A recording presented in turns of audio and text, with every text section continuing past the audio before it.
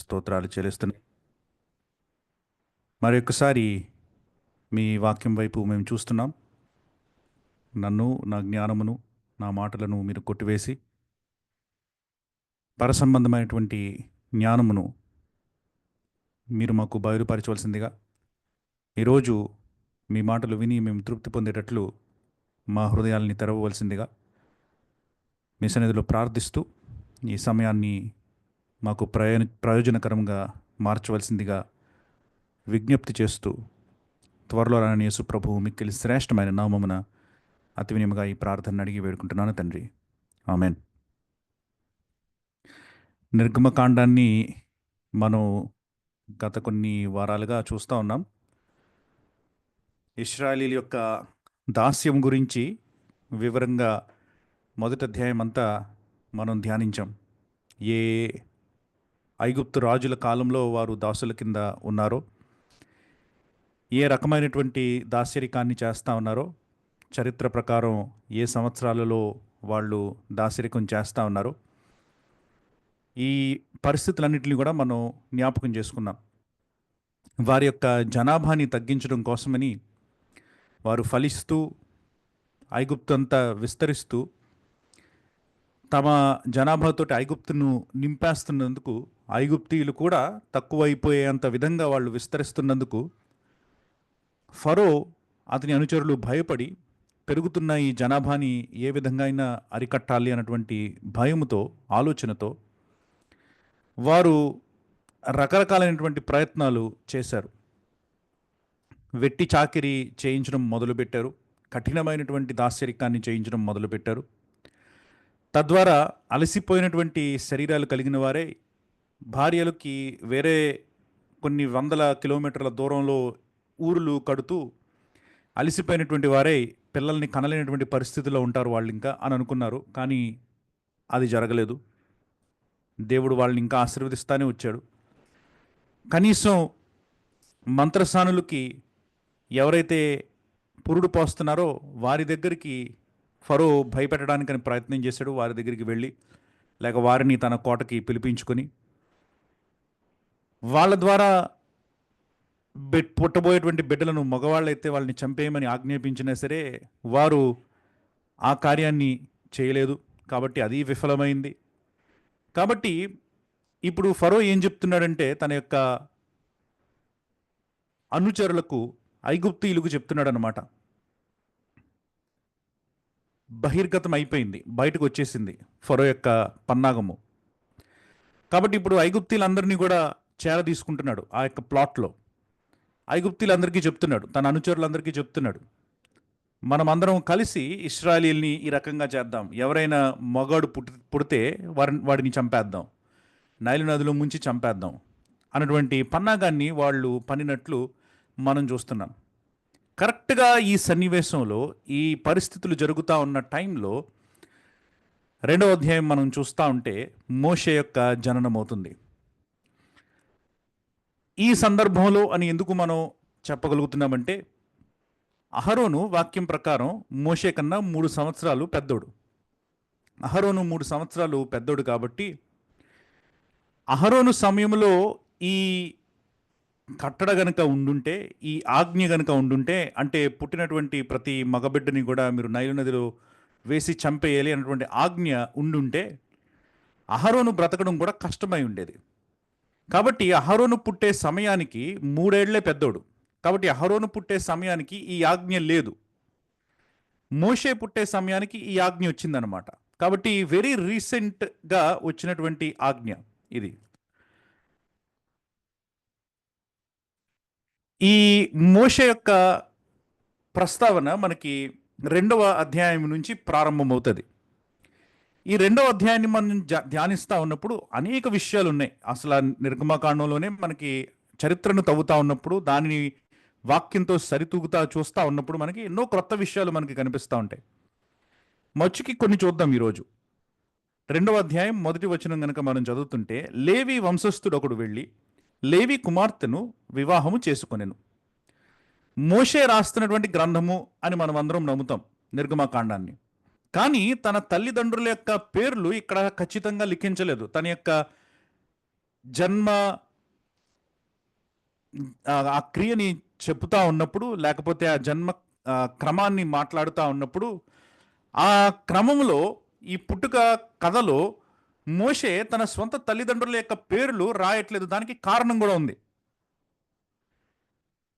ఎందుకంటే మనం వీళ్ళిద్దరి పేర్లు మనకి ఇక్కడ రాయలేదు, కానీ నిర్గమకాండం 6వ అధ్యాయం 20వ వచనంలో 6:20 6వ అధ్యాయం 20వ వచనంలో వీళ్ళ గురించినటువంటి ప్రస్తావన మనకి తీసుకుని వస్తాడు. మోషే తీసుకుని వస్తాడు 6వ అధ్యాయం 20వ వచనంలో. అక్కడ ఏమన్నాడంటే, అమ్రాము తన మేనత్తయ్య అయిన యోకేబెదును పెండ్లి చేసుకొనెను. ఆమె అతనికి అహరోనును మోషేను కనెను. అమ్రాము 137 ఏండ్లు బ్రతికెను అని అంటున్నాడు అనమాట. ఇక్కడ మనకు ఒక ఇంట్రెస్టింగ్ ఇన్ఫర్మేషన్, ఒక టిడ్బిట్ ఇస్తున్నాడు మనకి మోషే ఇక్కడ. ఏంటి అది అంటే, అమ్రాము తన మేనత్తయ్య అయిన యోకేబెదును పెండ్లి చేసుకొనెను. మేనత్త అంటే అమ్రాము యొక్క తండ్రి చెల్లెలు అనమాట. యోకేబెదు తండ్రి యొక్క చెల్లి కాబట్టి మేనత్త అయింది. మేనత్తని పెండ్లి చేసుకున్నాడు. ఇదే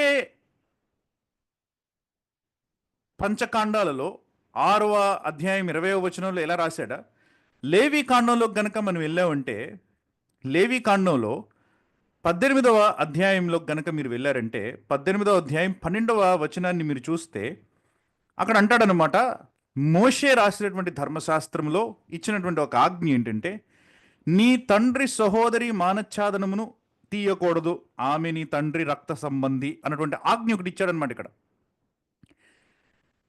ఎందుకు నేను ఈ మాట మీకు చెప్తున్నానంటే, అంటే నీ మేనత్తను నువ్వు పెండ్లి చేసుకోకూడదు, ఆమెతో ఏ రకమైనటువంటి సంబంధము నువ్వు కలిగి ఉండకూడదు, శారీరకమైనటువంటి సంబంధము అని ఖచ్చితమైనటువంటి ఆజ్ఞ ఇక్కడ ఉంది లేవీకాండంలో.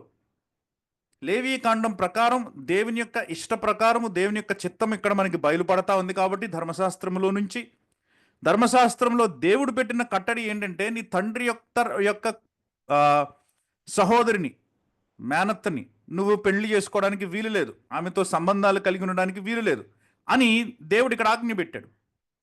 దానిని బట్టి మోషే యొక్క పుట్టుక, ఎందుకంటే మోషే యొక్క పుట్టుక ఎగ్జాక్ట్లీ ఇలాగే జరిగింది. మేనత్తను పెళ్లి చేసుకున్నటువంటి అమ్రాము, మేనత్త అయినటువంటి యోకేబెదుకి, వీళ్ళిద్దరికీ కలిసి పుట్టినటువంటి బిడ్డ మోషే. కాబట్టి మోషే పుట్టుక ఒక రకంగా చెప్పాలంటే, ఈ మాటలను బట్టి ఈ లైట్లో కనుక మీరు చూసారంటే ఇల్లీగల్ పుట్టుక అని అనొచ్చు కొంతమంది, అక్రమంగా పుట్టాడు అని అనొచ్చు కొంతమంది.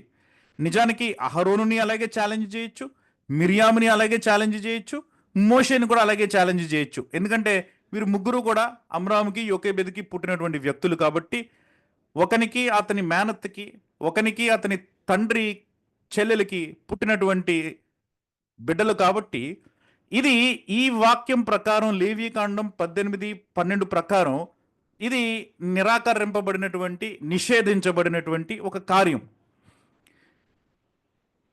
కానీ ఈ విషయాన్ని మోషే మనకి చెప్తున్నాడు, నిర్గమకాండం 6వ అధ్యాయంలో చెప్పాడు మనకి. కాకపోతే 2వ అధ్యాయంలో ఆ ప్రస్తావనని మనకి తీసుకుని రాలే. తన యొక్క జన్మ విషయాన్ని చెప్తా ఉన్నప్పుడు, జన్మించినటువంటి రీతిని చెప్తా ఉన్నప్పుడు ఈ విషయాన్ని తను బయట పెట్టలేదు, ఈ విషయాన్ని తను చెప్పలేదు. ఇక్కడ నుంచి మనకి 2 విషయాలు అర్థమవుతున్నాయి అన్నమాట. దేవుని యొక్క కార్యాల గురించి, దేవుని యొక్క క్రియల గురించి మనం 2 విషయాలను అర్థం చేసుకోవచ్చు. ఒకటి, అమ్రాము యోకేబెదు చేసినది తప్పు కాదు, ఎందుకంటే ధర్మశాస్త్రం అప్పటికి లేని దినాలలో వీళ్ళు ఆ సంబంధాన్ని కలిగి ఉన్నారు. లేవీకాండం 18వ అధ్యాయం 12వ వచనం ఇంకా రాక మునుపు వీళ్ళ సంబంధాన్ని కలిగి ఉన్నారు. కాబట్టి వీళ్ళు నిజంగా నిషేధించబడిన దానిని చెయ్యలేదు, దేవుడు తర్వాత దానిని నిషేధించాడు. కాబట్టి ఇప్పుడు ఈ కాలంలో వారు చేశారు కాబట్టి ఆ పనిని, అది పాపము కింద పరిగణించబడదు వాళ్ళకి. సో అక్కడ వరకు క్లియర్, ఆ రిలేషన్షిప్ గురించి కన్ఫ్యూజ్ అవ్వాల్సినటువంటి అవసరం లేదు. కానీ ఆలోచించే వాళ్ళు అనుకోవచ్చు అనమాట, ఏంటంటే మోషే యొక్క పుట్టుకని మనం చూస్తూ ఉన్నప్పుడు ఎంత చక్కటి నాయకుడైనా సరే, ఎంత మంచోడైనా సరే, లేకపోతే ఎన్ని విధాలుగా మోషే యొక్క మంచితనాన్ని మనం అనుకున్నా సరే, లేకపోతే ధర్మశాస్త్రం పుట్టక మునుపు వీళ్ళు చేశారు ఈ కార్యాన్ని అని అనుకున్నా సరే, నిజంగా ధర్మశాస్త్రాన్ని బట్టి చూస్తే మోషే సరైనటువంటి నాయకుడు కాదేమో అని ప్రశ్నించవచ్చు. Maybe Moses is an ill fit leader అని అనుకోవచ్చు చాలామంది మానవులు. అందులోనే దేవుని యొక్క కృప మనకి కనిపిస్తూ ఉంటుంది. గమనించండి, నిర్గమకాండం అనేటువంటి ఈ గ్రంథానికి దేవుణ్ణి మినహాయిస్తే, ఆబ్వియస్లీ ఇది దేవుని గురించి చెప్తా ఉంది కాబట్టి, నిర్గమకాండం అనేటువంటి ఈ గ్రంథములో నిజానికి హీరో ఎవరు అని అంటే మోషే, దేవుణ్ణి మినహాయిస్తే అని చెప్తున్నాను కాబట్టి హీరో ఎవరు అని అంటే మోషే. ఈ మోషేయే ధర్మశాస్త్రానికి తూగినటువంటి వ్యక్తి కాదు. ఈ మోషే పుట్టుకే, మోషే ప్రారంభమే ధర్మశాస్త్రం ప్రకారం నిషేధించబడినటువంటి ప్రారంభము. అంటే Moses did not measure up to the law even by birth. తన పుట్టుకతోటే మోషే ధర్మశాస్త్రాన్ని ఫాలో అవ్వలేకపోయినటువంటి వ్యక్తి అనమాట. కానీ దేవుడు తనని ఇశ్రాయేలుకి నాయకుడిగా ఎంచుకోవడాన్ని బట్టి ఏమని చెప్తున్నాడంటే, ధర్మశాస్త్రము కాదు నా ఎంపిక ముఖ్యము. It is not the work, it is my grace. It is not your work, but it is my selection. నా ఎంపిక ముఖ్యం అని దేవుడు మోషేని ఎంపిక చేసుకున్న విధానంలోనే మనకి చెప్తున్నాడు అనమాట. మీరు 100% చూస్తూ ఉండి ప్రతి క్రైటీరియాని కనుక చూస్తూ ఉంటే నిజంగానే మోషే క్వశ్చనబుల్ క్యారెక్టర్ అవ్వచ్చు, పుట్టుకను బట్టి, తను చేసినటువంటి తప్పును బట్టి కాదు కానీ పుట్టుకను బట్టి. కానీ అలాంటి వ్యక్తిని కూడా నేను ఎందుకు ఎంపిక చేసుకున్నానంటే, నా ఎంపిక ధర్మశాస్త్రాన్ని మించినది అని దేవుడు మనకి ఇక్కడే చెప్తున్నాడు అనమాట. ఇంకొక మాట, మనం ఇది అబ్రహాము గురించి ధ్యానించినప్పుడు మనం మాట్లాడుకున్నాం, పలు వ్యక్తుల గురించి, యాకోబు గురించి ధ్యానించుకున్నప్పుడు మనం మాట్లాడుకున్నాం, యోసేపు గురించి కూడా మనం మాట్లాడుకున్నాం. ఏంటంటే పరిశుద్ధ గ్రంథం ఎప్పుడు కూడా it makes men out of it's heroes. తన యొక్క కథానాయకులను సామాన్యమైనటువంటి వ్యక్తులుగా చూపించడంలో పరిశుద్ధ గ్రంథానికి ధీటైనటువంటిది ఇంకొకటి లేదు. మిగతా ప్రపంచంలో ఉన్నటువంటి ప్రతి పుస్తకం కూడా తన కథానాయకుడిని మనిషికి అతీతమైన వాళ్ళలాగా చూపిస్తుంది అనమాట. హీరో అంటే మనిషిని మించిన వాడనమాట. మామూలు మనుషులకి అర్థం కానటువంటి ప్రేమ, మామూలు మనుషులకి అర్థం కానటువంటి బలము, మామూలు మనుషులకి అర్థం కానటువంటి జ్ఞానము, ఎవరి చేతిలో ఓడిపోయినటువంటి తత్వము, ఇవన్నీ ఉన్నవాడు హీరో అనమాట. పరిశుద్ధ గ్రంథంలో అది కాదు. పరిశుద్ధ గ్రంథంలో హీరో, ద మెయిన్ క్యారెక్టర్ ఎవరు అని మీరు పరిగణిస్తూ ఉంటే ఎప్పుడు కూడా సామాన్యమైనటువంటి, పడిపోయేటువంటి, ఈ లోక సంబంధమైనటువంటి మనుషులు, ఈ ఆశలు, ఈ కోరికలు, ఈ గ్రావిటీకి, పాపం అనేటువంటి ఈ గ్రావిటీకి ఆకర్షింపబడుతూ ఉన్నటువంటి వ్యక్తులు అనమాట. అందుకనే అబ్రహాము పదే పదే పడిపోయినటువంటి పరిస్థితుల్లో ఉంటాడు. అందుకనే యోసేపు తన ప్రారంభ దినాలలో పడిపోయినటువంటి పరిస్థితుల్లో ఉంటాడు. అందుకనే దావీదు పదే పదే పడిపోయినటువంటి పరిస్థితుల్లో ఉంటాడు. అందుకనే మోషే పదే పదే పడిపోయినటువంటి పరిస్థితుల్లో ఉంటాడు. పేతురు పదే పదే పడిపోయినటువంటి పరిస్థితుల్లో ఉంటాడు. ఏ గొప్ప హీరోని మీరు తీసుకున్నా సరే పరిశుద్ధ గ్రంథంలో తన జీవితంలో ఉన్నటువంటి ఫ్లాస్ పరిశుద్ధ గ్రంథం చూపిస్తూ ఉంటుంది అనమాట. ఇతను చేసినటువంటి పొరపాట్లు ఇవి అని పరిశుద్ధ గ్రంథం ఏమాత్రం ముఖమాటం లేకుండా స్పష్టంగా చూపిస్తూ ఉంటుంది అనమాట. It makes men out of it's heroes. ప్రపంచంలో ఉన్న మిగతా పుస్తకాలన్నీ కూడా it makes heroes out of it's men. సామాన్యమైన మనుషుల్ని తీసుకొని అసామాన్యమైనటువంటి మనుషులుగా చూపించడానికి ప్రయత్నం చేస్తే, పరిశుద్ధ గ్రంథం ఏమో అసామాన్యమైనటువంటి మనుషుల్లాగా ఉండవలసినటువంటి వాళ్ళని తీసుకుని వచ్చి సామాన్యమైనటువంటి మనుషులుగా మనకి చూపిస్తూ ఉంటుంది అనమాట. ఎందుకంటే దేవునికి కావాల్సినది హీరోస్ కాదు, దేవునికి కావాల్సింది మనుషులు. దేవుని యొక్క కథలో దేవుడే హీరో, ఆయనకి మరలా సైడ్ హీరో అక్కర్లేదు. హీ ఈజ్ ఎనఫ్, ఆయన సరిపోతాడు. కాబట్టి ఆయనకి మన అవైలబిలిటీ, మనం ఉన్నామా లేదా అన్నటువంటిది చాలన్నమాట. మన యొక్క బలమో, లేక మన జ్ఞానమో, లేకపోతే మన యొక్క అందమో, లేకపోతే ఇంకేదో అక్కర్లేదు దేవుడికి. He can make use of us even if you're dead. చనిపోయినా సరే మనము దేవునికి ఉపయోగపడచ్చు. మొన్న ఈ మధ్యన ఒక 3 రోజుల క్రితం ప్రవీణ్ గురించినటువంటి వార్త మీకు అందరికీ తెలిసే ఉంటుంది. పలు సోషల్ మీడియా ఛానల్స్లో మీరు అందరూ కూడా చూస్తూనే ఉన్నారు. నిన్నటి దినాన్న నేను, నా స్నేహితుడు, మేమిద్దరం కూడా మాట్లాడుకుంటున్నాం అనమాట ఈ విషయం గురించి. అతను ప్రవీణ్ ని కలవలేదు కానీ బాగా పరిచయిస్తున్నటువంటి వ్యక్తి కాబట్టి తన అనుభవాలు చెప్తున్నాడు అనమాట. ప్రవీణ్ తోటి తనకున్నటువంటి అనుభవాలు చెప్తా మధ్యలో అంటున్నాడు అనమాట, ప్రవీణ్ చనిపోవడం వలన అది కుటుంబానికి దుఃఖమే, చాలా మందికి అది దుఃఖమే, అది బాధాకరమైనటువంటి విషయమే. కానీ ఒకటి మాత్రం వాస్తవం, అదేంటంటే అతను బ్రతికి ఉన్నప్పుడు చేసిన పరిచర్య కంటే ఇప్పుడు ఎక్కువ పరిచర్య చేయగలుగుతాడు అని. ఆలోచించినప్పుడు నిజంగానే మేము మాట్లాడుకుంటా ఉన్నప్పుడు మాకు ఈ ఆలోచనలు వచ్చాయన్నమాట. ఎందుకంటే తను చనిపోక మునుపు ప్రవీణ్ పగడాల అంటే చాలామంది క్రైస్తవులకి తెలియదు. నా స్నేహితుల్లోనే క్రైస్తవులైనటువంటి వ్యక్తుల్లోనే చాలామందికి ప్రవీణ్ అంటే ఎవరు, ప్రవీణ్ అంటే ఎవరు అని అడిగినటువంటి వ్యక్తులు చాలామంది ఉన్నారు. ఎవరు అంటే చాలామందికి తెలియదు, ఎవరో కొంతమందికి తెలుసు. ఇప్పుడు ఏ క్రైస్తవుని టచ్ చేసినా సరే ప్రవీణ్ అంటే వెంటనే గుర్తుపడతారు. ఇప్పుడు ఈ ప్రవీణ్ పగడాల ఏం మాట్లాడేవాడు, ముస్లిమ్స్కి వ్యతిరేకంగా మాట్లాడాడంట, హైందవులకి వ్యతిరేకంగా మాట్లాడాడంట, ఏం మాట్లాడేవాడు, ఏంటి, ఏ కామెంట్స్ ఇచ్చేవాడు అని ఇప్పుడు చూస్తూ ఉంటారనమాట. ఇప్పుడు ఇంటర్నెట్కి వెళ్ళి వాళ్ళు వెతుకుతూ ఉంటారనమాట. ఇప్పుడు ఈ మాటలని విని కొంతమందికైనా జ్ఞానోదయం అయ్యే అవకాశం ఉంటుందన్నమాట. ఇదివరకు క్రైస్తవులు మాత్రమే వినేవాళ్ళు ఏమో ఈయన ప్రసంగాన్ని, ఇప్పుడు అన్యులు వినే అవకాశాలు వస్తున్నాయి అనమాట. 5 నిమిషాలే వింటారేమో, కానీ ఆ 5 నిమిషాల్లో ఏదో ఒకటి తట్టచ్చేమో, తగలచ్చేమో వాళ్ళకి. కాబట్టి దేవుడు కొన్ని సార్లు మన జీవితాన్నే కాదు, మన మరణాన్ని కూడా వాడుకోగలడు. యేసు ప్రభు కంటే గొప్ప ఎగ్జాంపుల్ లేదు అక్కడ మనకి. యేసు ప్రభు జీవితం కొంతమందినే తాకగలిగింది, కానీ ఆయన మరణం ప్రతి ఒక్కరిని తాకింది ప్రపంచంలో. God can make use of us even if you're dead. కాబట్టి ఆయనకి మన యొక్క ప్రయోజనం నిజానికి చెప్పాలంటే మన ఎబిలిటీ తోటి, మన బలంతో, మన అందంతో, మన జ్ఞానంతో, మన వక్తృత్వంతో, మన లేకపోతే ఎంత చక్కగా పాడగలవన్నటువంటి దానితోటి, దేనితోటి దేవుడికి సంబంధం లేదు, అనవసరం కూడా. దేవుడు ఎవరినైనా వాడుకోగలడు, దేవుడు గాడిదనన్నా వాడుకోగలడు దేవుడు. కాబట్టి మోషే పరిశుద్ధ గ్రంథంలో ఒక అసామాన్యమైనటువంటి అద్భుతమైనటువంటి హీరోలాగా మనకి కనిపిస్తున్నా సరే, మనం అతనిని హీరో అనుకుంటున్నా, పరిశుద్ధ గ్రంథం మాత్రం అతనిని తీసుకొని వచ్చి ఇతను సామాన్యమైనటువంటి మనిషి, నీలంటోడు నాలంటోడు. ఇతనిలో ఉన్నటువంటి గొప్పతనం ఏంటంటే ఇతని దేవుడు. పదే పదే మనకి అదే మాట చెప్తా ఉంటుంది అనమాట పరిశుద్ధ గ్రంథం. ఆ ప్రక్రియలోనే ఇక్కడ మనకి చెప్తా ఉందన్నమాట పరిశుద్ధ గ్రంథం. నిజానికి నువ్వు గనక గమనించావంటే ఇతను ఎలా పుట్టాడంటే, ఒకడు తన మేనత్త దగ్గరికి వెళ్ళినప్పుడు పుట్టినటువంటి వ్యక్తి, ఒకడు తన మేనత్తను పెళ్లి చేసుకుని అప్పుడు పుట్టినటువంటి వ్యక్తి. ధర్మశాస్త్రము వలన ఆ సంబంధం అన్నటువంటిది అది నిషేధించబడినటువంటి సంబంధము. ప్రశ్నలు రావచ్చు కొంతమందికి దాని మీద, కానీ దేవుని ఎంపిక దానికన్నా గొప్పది. God selected him, God elected him despite that. ఈ కారణాన మోషే తన ఎంపికకి ముందు ఈ విషయాన్ని రాయుడు మనకి. 3వ అధ్యాయంలో దేవునితో మోషేకి ఎన్కౌంటర్ జరుగుతుంది. మోషే దేవుడిని చూస్తాడు. మోషే దేవుడిని చూసినప్పుడు, దేవుడు మోషేతో మాట్లాడినప్పుడు, అక్కడ కొన్ని ప్రశ్నలు వేసినప్పుడు, కొన్నిటికి సమాధానాలు చెప్పినప్పుడు, దేవుడు ఫైనల్లీ 3వ అధ్యాయంలో 4వ అధ్యాయంలో మనం చూస్తూ ఉండే కొలది, అప్పుడు దేవుడు మోషేకి కన్ఫర్మ్ చేస్తాడనమాట, నేను నిన్ను పంపిస్తున్నాను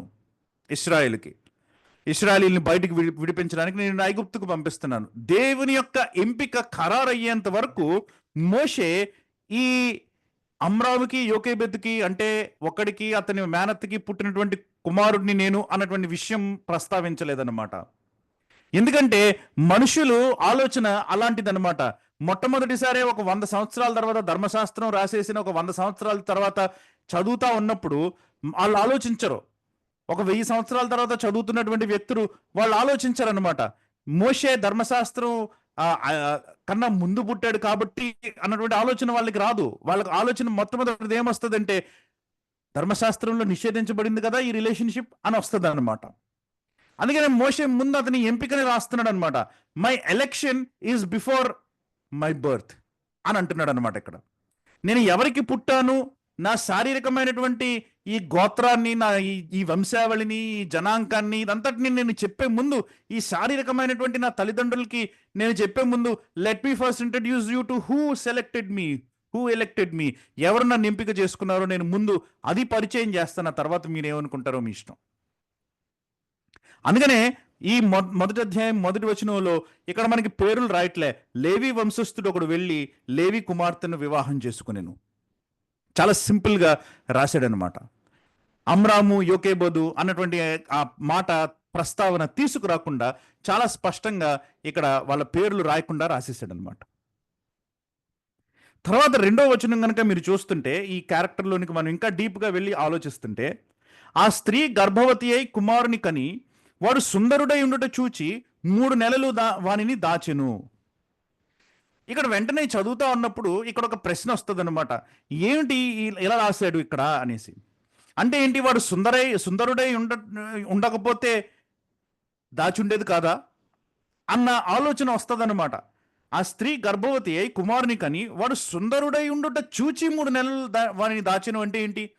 సుందరుడై ఉండకపోతే ఒకవేళ ముక్కు వంకరగా, నోరు వంకరగా, కన్ను మెల్లకన్నులాగా, లేకపోతే ఇంకేదో రకంగా పుట్టిండుంటే దాచుండేది కాదా?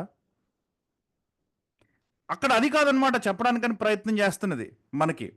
మోషే సుందరుడు అనేటువంటి ఆ పాయింట్ని చెప్పడానికని ప్రయత్నం చేస్తున్నాడు అనమాట. హెబ్రీయులకు రాసిన పత్రిక 11వ అధ్యాయము 23వ వచనంలో కూడా ఇదే ప్రస్తావన చేయబడింది. హెబ్రీయులకు రాసిన పత్రిక 11వ అధ్యాయము 23వ వచనంలో ఏమని అన్నాడంటే, మోషే పుట్టినప్పుడు అతని తల్లిదండ్రులు ఆ శిశువు సుందరుడై ఉండుట చూచి విశ్వాసమును బట్టి రాజాజ్ఞకు భయపడక 3 మాసములు అతని దాచిపెట్టిరి. శిశువు సుందరుడై ఉండుట చూచి అని అన్నాడు అనమాట. అపోస్తుల కార్యాలు 7వ అధ్యాయంలో స్టెఫెను చేస్తున్న ప్రసంగంలో అతను కూడా దీని గురించినటువంటి ప్రస్తావన తీసుకుని వచ్చాడు. 3 సార్లు ఈ పుట్టుక గురించినటువంటి ఈ అంశము మనకి ఇవ్వబడింది అనమాట. కాబట్టి ముఖ్యమైనటువంటి విషయం ఇది. పరిశుద్ధ గ్రంథం అపోస్తుల కార్యాలు 7వ అధ్యాయం 20వ వచనంలో ఏమంటున్నాడంటే, ఆ కాలమందు మోషే పుట్టెను, అతడు దివ్య సుందరుడై తన తండ్రి ఇంట 3 నెలలు పెంచబడను. అతడు దివ్య సుందరుడై అని రాస్తున్నాడు అనమాట. ఈ సౌందర్యం అంట ఇది ఈ లోక సంబంధమైన సౌందర్యం కాదనమాట. అది మనకు అక్కడ పాయింట్ అనమాట. ఈ సౌందర్యం అన్నది చూసారా అన్న మాట చూసారు కదా, అది ఈ లోక సంబంధమైనటువంటి సౌందర్యం కాదనమాట. అది దైవికమైనటువంటి సౌందర్యం అనమాట. అందుకనే ఈ పదం ఉంది, ఈ సౌందర్యం అన్నటువంటి ఈ పదము యాక్చువల్లీ హెబ్రీ భాషలో కనుక మీరు చదివారంటే దేవుడు ఇది మంచిదని చూశాడు అని ఉంటుంది కదా.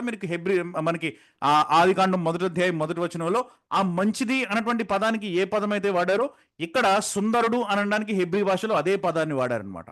సో నిజానికి సుందరుడు అని కాదనమాట, he was good, he was godly good అనమాట. ఒక రకంగా చెప్పాలంటే దైవికమైనటువంటి ఏదో సౌందర్యం ఈయనలో ఉందన్నమాట, ఏదో ఆకట్టుకునేటువంటి విషయం ఉందన్నమాట ఈయనలో.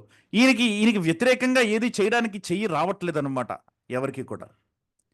There is something divine about him అని ఇక్కడ పరిశుద్ధ గ్రంథం చెప్పడానికి ప్రయత్నం చేస్తుంది. ఈ కోణంలో బహుశా బైబిల్ గురించే మనం ఒక విషయాన్ని అర్థం చేసుకోవాల్సినటువంటి అవసరం ఉందేమో బహుశా. ఇది మనం పదే పదే చూస్తాము. ప్రత్యేకించి రోమీలకు రాసిన పత్రిక ధ్యానిస్తున్నప్పుడు మనం అర్థం చేసుకోవాల్సినటువంటి విషయాలు ఇవి. పర్టికులర్లీ మొదటి 5 కాండాలు చదువుతున్నప్పుడు కూడా మనం అర్థం చేసుకోవాల్సిన విషయాలే. బహుశా ఒక 2-3 సెషన్స్ ముందు మనం ఈ మాటని మాట్లాడుకున్నామేమో, కానీ మరలా గుర్తు చేస్తాను. నిర్గమకాండం రాస్తున్నటువంటి దినాలలో, లేకపోతే ఆదికాండం, నిర్గమకాండం ఇవన్నీ రాస్తున్నటువంటి దినాలలో వొకాబ్యులరీ ఎక్కువ లేదండి. భాష ఎక్కువగా డెవలప్ అవ్వలేదు. ఇప్పుడు మనకి ప్రతి పదానికి ఒక ఇమోషన్ చెప్పాలంటే బోలెడు పదాలు ఉన్నాయి, పర్యాయ పదాలు అని చెప్తాం మనం. ఇంగ్లీష్లో సినోనిమ్స్ అని అంటాం అనమాట. అంటే ఒకటే అర్థం ఇచ్చేటువంటి రకరకాలైనటువంటి పదాలు ఉంటాయి అన్నమాట మనకి. నాకు ఇదంటే ఇష్టం అని అనొచ్చు, నాకు ఇదంటే ప్రీతి అని అనొచ్చు, నాకు ఇదంటే ప్రేమ అని అనొచ్చు. అలాగే మన భాషలోనే కొన్ని పదాలు ఉన్నాయన్నమాట. ప్రతి భాషలో కూడా అలాగా ఏదైనా ఒక పదాన్ని మనం వివరించాలంటే 2-3 అర్థాలు ఉండొచ్చు. ఆ దినాలలో అసలు అర్థమే లేదనమాట. చాలా పదాలకు అసలు పేర్లే లేవన్నమాట. చాలా వొకాబులరీ డెవలప్ అవ్వలేదు. వొకాబులరీ డెవలప్ అయినప్పుడు బోలెడు పదాలు ఉంటాయన్నమాట. కాబట్టి వొకాబులరీ డెవలప్ అవ్వనటువంటి సమయంలో, లిపి ప్రారంభమైనటువంటి దినాలలో వీళ్ళు రాస్తున్నారు. ప్రత్యేకించి ఆదికాండము, నిర్గమకాండము ఈ కాండాలను చూస్తూ ఉన్నప్పుడు లిపి ప్రారంభమైన దినాల్లో రాస్తున్నారనమాట. అందుకనే వీటిని మనం చదివేటప్పుడు కొంచెం జాగ్రత్తగా చదవాలి. కొన్ని చోట్ల దేవుడు మానవుని చేసినందువలన పశ్చాత్తాపబడును, లేకపోతే సంతాపబడును అని అనగానే మనుషులు వొకాబులరీ డెవలప్ అయిపోయినటువంటి సంతాపాన్ని, వొకాబులరీ డెవలప్ అవ్వనటువంటి సంతాపాన్ని కంపేర్ చేసి చూస్తూ ఉంటారు అనమాట. ఆ టైంలో పదం లేదనమాట. ఇంకొకటి, దేవుడు అక్కడ సంతాపపడ్డాడంటే, పశ్చాత్తాపడ్డాడంటే అయ్యో అని మనసులో తప్పు చేశాను అని అనుకున్న ఫీలింగ్ కాదు అక్కడ. అది కాదు పశ్చాత్తాపం, సంతాపం అంటే. అక్కడ అది బాధ అన్నటువంటి మాటని సూచిస్తూ ఉందన్నమాట. కాకపోతే ఆ ఇమోషన్కి అక్కడ ఒక పదం లేదు కాబట్టి దాన్ని అలా రాయవలసినటువంటి పరిస్థితి వచ్చిందనమాట. అందుకని ఇక్కడ కూడా ఈ బ్యూటిఫుల్, లేకపోతే ఈ ఈ దైవికమైనటువంటి ఈ దివ్య సుందరుడు అనేటువంటి పదం ఉంది చూసారా, ఈ పదానికి ఏమి రాయాలో మోషే గారి దగ్గర లేదనమాట, వొకాబులరీ లేదనమాట. అందుకనే మంచిది అని రాశాడు ఆయన. బ్యూటిఫుల్ అని రాశాడు అనమాట. కానీ నిజానికి చెప్పాలంటే అందులో ఉన్నటువంటి అర్థం ఏంటంటే, ఆ పదం ఆదికాండం 1 నుంచి బారో చేసుకున్నటువంటి పదం కాబట్టి, మొదటి అధ్యాయంలో నుంచి బారో చేసుకున్న పదం కాబట్టి, అది దైవికమైనటువంటి మంచితనం అనమాట. దేవుడు చూస్తున్నప్పుడు ఉండేటువంటి మంచితనం అనమాట. It was a goodness that's of God. అందుకనే స్టెఫెను పరిశుద్ధాత్మతో నిండినటువంటి వ్యక్తి కాబట్టి చాలా స్పష్టంగా ఇక్కడ తన ప్రసంగంలో చెప్తున్నాడు అనమాట. 7వ అధ్యాయం 20వ వచనంలో ఇందాక మనం చూసినట్లు అపోస్తుల కార్యాల్లో దివ్య సుందరుడై, శిశువు దివ్య సుందరుడై. There was some kind of a godly beauty. ఏదో ఎంత చక్కగా ఉన్నాడో చూడండి, అది కాదు అక్కడ పాయింట్. దివ్య సుందరుడు, ఏదో దైవికమైనది ఏదో కనిపిస్తా ఉందన్నమాట అతనిలో. అందుకనే యోకేబెదు ఎట్టి పరిస్థితుల్లో అయినా నా ప్రాణాన్ని పన్నంగా పెట్టైనా సరే నేను ఇతన్ని కాపాడాలని నిర్ణయించుకుంది. ఇది సామాన్యమైనటువంటి ఇమోషన్ కాదనమాట, దేవుడిచ్చినటువంటి కోరిక అనమాట, దేవుడిచ్చినటువంటి లాంగింగ్ అనమాట. యోకేబెదుకి తనంతట తానే తల్లిగా వచ్చినటువంటి ప్రేమ కాదనమాట, అది దైవికమైనటువంటి ఇమోషన్ అనమాట. అది దేవుడు కాపాడమని ఫోర్స్ చేశాడనమాట ఆమెకి. మనకి ఇంప్లికేషన్ అదనమాట, అది ఆ వచనాన్ని మనం చదువుతా ఉన్నప్పుడు ఆ రకంగా దాన్ని అర్థం చేసుకోవాలి. దేవుడు ఫోర్స్ చేస్తున్నాడు అనమాట. దేవుడు యోకేబెదు యొక్క ఇమోషన్స్ని స్టర్ చేస్తున్నాడు అనమాట, కదిలించేస్తున్నాడు అనమాట. అందుకనే తప్పనిసరి పరిస్థితుల్లో ఆమె కాపాడుకుంటుందన్నమాట బిడ్డని, దేవుడు ఫోర్స్ చేస్తున్నాడు కాబట్టి. 3 నెలలు దాచింది. 3 నెలలు అయిన తర్వాత బహుశా పాకడం మొదలెట్టాడేమో, మరి ఫాస్ట్గా పాకేస్తున్నాడేమో ఈయన. 3 నెలలు అయిన తర్వాత మరి పాకడం మొదలు పెడుతున్నాడు. తల్లి అస్తమానం మరి ఎత్తుకొని ఉండలేదు కదా, సడన్గా ఎప్పుడన్నా బయటికి వెళ్ళిపోతాడేమో, ఎవరైనా చూసేస్తారేమో, గట్టిగా అరుస్తాడేమో, ఏమో ఎవరైనా చూసేస్తారేమో, అనవసరమైన టెన్షన్లు వస్తున్నాయి ఇప్పుడు. కాబట్టి ఈ దివ్యమైనటువంటి సౌందర్యం కలిగినటువంటి వీడిని ఇప్పుడు వదిలేసుకోవాల్సినటువంటి పరిస్థితి అనమాట. కాబట్టి ఈమె ఒక నిర్ణయాన్ని తీసుకుంది 3వ వచనంలో. తర్వాత ఆమె వాని దాచలేక వాని కొరకు ఒక జమ్ము పెట్టి తీసుకుని దానికి జిగటమ్మను కీలును పూసి అందులో ఆ పిల్లవాణిని పెట్టి ఒడ్డున జమ్ములో దానిని ఉంచగా అని మనకు ఒక వివరణ ఇస్తున్నాడు అనమాట. ఇక్కడ మోషే చాలా ఆదికాండం నుంచి లాక్కుంటా ఉన్నాడు అనమాట ఇన్స్పిరేషన్ని. ఎందుకంటే ఇందాక చెప్పినటువంటి ఆ మాట సుందరుడు అన్నటువంటి ఆ పదము మొదటి అధ్యాయం నుంచి లాక్కుంటే, ఇక్కడ ఈ మాట 6వ అధ్యాయం నుంచి లాక్కుంటున్నాడు అనమాట. ఏ మాట? ఒక జమ్ము పెట్టే అన్నాడు చూసారా, ఈ పెట్టే అన్నటువంటి ఈ పదాన్ని 6వ అధ్యాయం నుంచి తెచ్చుకుంటున్నాడు అనమాట. మనకి పెట్టే అని తర్జుమా చేయబడింది, కానీ ఈ పదము నిజానికి చెప్పాలంటే ఇది ఓడ అనమాట. ఇది ఇట్స్ ఎన్ ఆర్క్ అనమాట. టెబా అన్నటువంటి ఒక హెబ్రీ భాషలో నుంచి వచ్చినటువంటి పదం అనమాట. నోవహు ఓడ చేయమని చెప్పినప్పుడు దేవుడు నువ్వు ఒక ఓడ కట్టు అని దేవుడు ఆజ్ఞాపించినప్పుడు ఏ పదాన్ని అయితే వాడాడో అదే ఎగ్జాక్ట్గా అదే పదాన్ని ఇక్కడ మోషే వాడుతున్నాడు అనమాట ఈ పెట్టె కోసమని. చాలా యునీక్ యూసేజ్ అనమాట అది. పెట్టెకి వేరే పదాలు ఉన్నాయి నిజానికి చెప్పాలంటే హెబ్రీ భాషలో, కానీ మోషే ఈ పదాన్ని వాడడానికని చూస్ చేసుకున్నాడు అనమాట. మీరు తర్వాత చూసారంటే దేవుని మందసాన్ని మోసేటప్పుడు అక్కడ ఇంకో రకమైన పెట్టెలు ఉన్నప్పుడు పెట్టెకి వేరే పదాలు వాడతాడు. అక్కడ పెట్టెలు అన్నటువంటి కాంటెక్స్ట్ వచ్చినప్పుడు వేరే పదాలు వాడతాడు. కానీ ఇక్కడ మాత్రం మోషే దీనిని నోవహు యొక్క ఓడతో పోల్చుకుంటున్నాడు అనమాట. తన ఈ పదాన్ని తనే రాసుకుంటున్నాడు కాబట్టి ఈ కథ. ఫర్ మోజెస్ ఈ జమ్ము పెట్టె ఏంటంటే నోవహు ఓడ అనమాట. నోవహు ఓడ ఎలా అయితే నోవహుని అతని యొక్క కుటుంబాన్ని కాపాడిందో, ఇక్కడ ఈ ఓడ మోషేని బట్టి ఇశ్రాయేలుని కాపాడుతుంది అనమాట. ఈ పెట్టె సామాన్యమైన పెట్టె కాదనమాట. అందుకని మోషే యొక్క జీవితంలో, మోషే యొక్క ఎక్స్పీరియన్స్లో చాలా టైపాలజీస్ ఉంటాయన్నమాట. ఇక్కడ మనం చాలా సాదృశ్యాలు చూపిస్తూ ఉంటాడు అనమాట, మనకి కనెక్షన్లు చాలా ఇస్తూ ఉంటాడు అనమాట. మోషే ఇలాంటి చాలా చేస్తాడు మనకి, చాలా. అందుకని నిర్గమాకాండం మనం ఒక్కొక్క వచనం చదవాలంటే మనం రోజులు తరబడి ధ్యానించేయచ్చు. అంత డీప్గా వెళ్ళే అంత పరిస్థితి మనకు లేదు కానీ ప్రస్తుతానికి.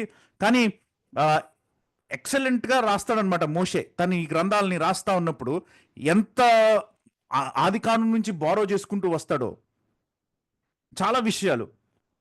సరే, అది వేరే కాంటెక్స్ట్. కానీ ఈ పదాన్ని మనం అర్థం చేసుకున్నప్పుడు మోషేకి ఈ జమ్ము పెట్టే ఎంత ప్రాముఖ్యమైందో మనకు అర్థమవుతుంది. ఎందుకు ఈ పదాన్ని దేవుడు అక్కడ నోవహు ఓడకి పెట్టినటువంటి పదాన్నే బారో చేసుకున్నాడు, అరువు తెచ్చుకొని ఆ పదాన్నే రాశాడు ఇక్కడ అని అనడానికి కారణం ఏంటంటే జమ్ము ఓడ అన్నమాట. ఇది నిజంగా తర్జుమా చేస్తే మనకి ఎలా అయితే అక్కడ దేవుడు నోవహుని అతని కుటుంబాన్ని కాపాడాడో, ఇక్కడ దేవుడు మోషే కుటుంబాన్ని అంటే ఇశ్రాయేలీల్ని కాపాడుతున్నాడు అనమాట. ఈ జమ్ము పెట్టే అందుకనే ఒక రకమైన ఆర్క్, ఒక రకమైన ఆర్క్ అనమాట ఇది. కాబట్టి అందులో పిల్లవాడిని పెట్టిందంట. యోకేబేదు యొక్క గొప్పతనాన్ని కూడా మళ్ళీ మనం మెచ్చుకోవాలి. ఇక్కడ యోకేబేదు సామాన్యురాలు కాదు సుమి, ఆమె జ్ఞానాన్ని కూడా మెచ్చుకోవాలి. ఆమె ఏం చేస్తుందంటే, రాజు యొక్క ఆజ్ఞ ఏంటంటే పిల్లలందరినీ కూడా నైలు నదిలో పడి చంపేయాలి. ఆజ్ఞని ఫాలో అయింది.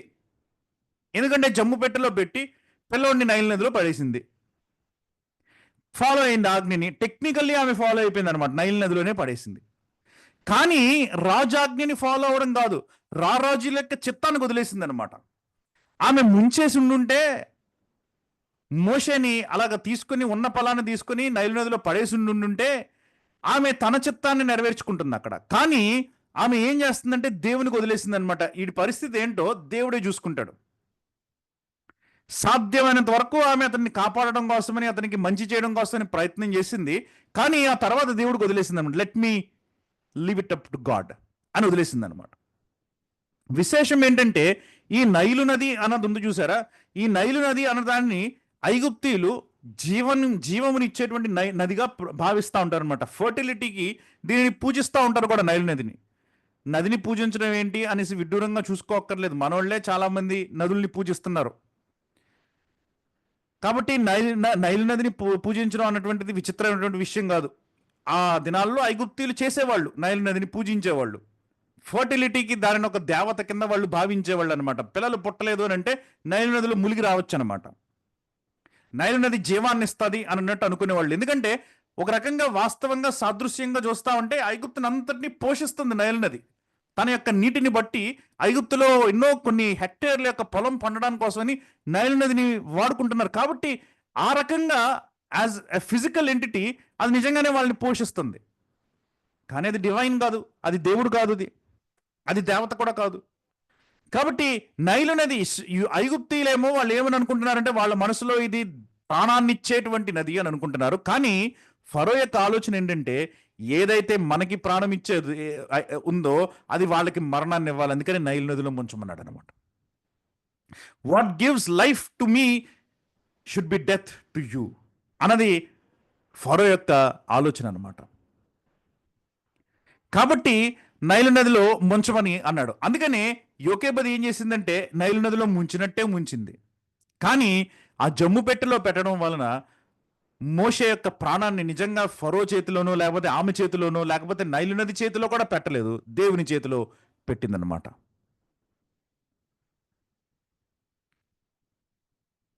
రెండవది, ఈ నైలు నదిలో పడేయడం వలన, నైలు నదిలో దొరకడం వలన ఈ రాణిగారికి లేకపోతే యువరాణి గారికి, రాజకుమార్తెకి, ఫరో యొక్క కుమార్తెకి నైలు నదిలో దొరకడం వలన వెంటనే ఆమె ఐగుప్తీయురాలైన ఆమె చూస్తూ ఉన్నప్పుడు ఈ బిడ్డని ఏమని అనుకుంటుందంటే నది నాకు ఇచ్చింది అని అనుకుంటుంది. జీవాన్ని ప్రసాదించేటువంటి నది నాకు ఇచ్చింది ఈ బిడ్డని అని అనుకున్నప్పుడు ఈమెకు అప్పటికే పిల్లలు లేరు. హత్షెప్సట్ అనేటువంటి ఆమె గురించి చెప్తున్నాను కదా నేను. ఈమె హట్షెప్సట్ అనేటువంటి ఒక ఐగుప్తీయురాలు. ఈమెకి పిల్లలు లేరు దురదృష్టవశాత్తు. తనంతట తన పిల్లల్ని కనలేదు ఎప్పుడు. కాబట్టి ఈ సమయంలో ఆమె ఆ బిడ్డని చూసినప్పుడు బహుశా నైలు నదిలో ఇశ్రాయేలీయులు ఉన్నటువంటి ఆ ప్రదేశం గురించి కనుక మీరు ఆలోచిస్తే డీటెయిల్డ్గా చెప్తే చాలా కన్ఫ్యూజ్ అవుతారు. అందుకని నేను చెప్పట్లేదు, పాయింట్ వచ్చినప్పుడు నేను మీకు చెప్తున్నాను. ఇశ్రాయేలీయులు ఉన్నటువంటి ఆ ప్రదేశాన్ని పూర్వకాలం ఐగుప్తి యొక్క చరిత్ర ప్రకారం మనం చూస్తే అవరిస్ అని పిలిచేవాళ్ళు అనమాట. AVARIS అని పిలిచేవాళ్ళు. అవరిస్ అనేటువంటి ఒక ప్రాంతంలో ఇశ్రాయేలీయులు ఉండేవారని పురావస్తు శాఖ వారి యొక్క అంచనా. చాలా సాలిడ్ రుజువులు ఉన్నాయి, వాళ్ళ ప్రాంతంలో ఉన్నారు అని అనడానికి చాలా సాలిడ్ రుజువులు ఉన్నాయన్నమాట. అవరిస్ అనేటువంటి ఈ ప్రాంతంలో వాళ్ళు ఉన్నారని. ఈ అవరిస్ అనేటువంటి ఈ ప్రాంతంలో ఏంటి అని అంటే ఒక చాలా ప్రాముఖ్యమైనటువంటి ఒక దేవాలయం ఉండేదన్నమాట. దేవాలయం అది నైలు నది ఒడ్డునే ఉండేదన్నమాట ఆ దేవాలయం. కాబట్టి ఇంటర్ప్రిటేషన్ ఏంటంటే, ఆలోచన ఏంటంటే, మనకి బైబిల్లో ఈ డీటెయిల్స్ అన్ని రాయలేదు కాబట్టి మోషే గారికి లిమిటెడ్ కాగితాలు ఉన్నాయి కదా, ఆయనకి రాయడానికి మరి ఆయనకి మనలాగా అన్లిమిటెడ్ కాగితాలు లేవు. ఇలా వెళ్ళి షాప్కి వెళ్ళి కొనుక్కొని రావడం కుదరదు. అక్కడ ఒక చర్మపు చొక్కా, ఒక చర్మపు దీని మీద తోలు దీని మీద రాయాలంటే ఎంతో శ్రమ, అది ఎంతో ఖర్చుతో కూడినటువంటి పని. కాబట్టి మొత్తం స్టోరీ అంతా డీటెయిల్డ్గా రాయడానికి కుదరదు ఆయనకి, మీ ఇంపార్టెంట్ పాయింట్స్ తీసుకున్నాడు అనమాట. కానీ మనం అర్థం చేసుకునేటప్పుడు ఈమె యోకేబెద్కి ఈమెకి యాక్సెస్ ఎక్కడి నుంచి వచ్చింది? ఈమెమో అవరిస్ అని అంటే నైలు నదికి యువతలు ఉంటుంది, ఈమె ఉండేటువంటి ప్రాంతం ఏమో నైలు నదికి అవతలు ఉంటుంది, కొంచెం దూరం ఈ రెండు ప్రాంతాల్లో కూడా. ఈమె అక్కడికి ఎలా వెళ్ళగలిగింది? ఐగుప్తీలు ఉండే ప్రదేశానికి ఎలా వెళ్ళగలిగింది? అలా అనుకోవడం కంట రాజకుమార్తె, ఫరో యొక్క కుమార్తె ఈమె దగ్గరకు వచ్చిందని అనుకోవడం ఈజీ. అలా జరిగినప్పుడు ఎందుకు వచ్చింది అని ఆలోచిస్తే అవరిస్లో ఈ ముఖ్యమైనటువంటి టెంపుల్ ఉంది. కాబట్టి పిల్లలు లేనటువంటి ఈమె బహుశా నైలు నదిలో తరచూ ములుగుతూ ఉండేదేమో పిల్లల కోసమని. బహుశా ఆ ధ్యాస ఉందేమో ఈమె మనస్సులో, నాకు పిల్లలు కావాలి అన్నటువంటి ధ్యాస.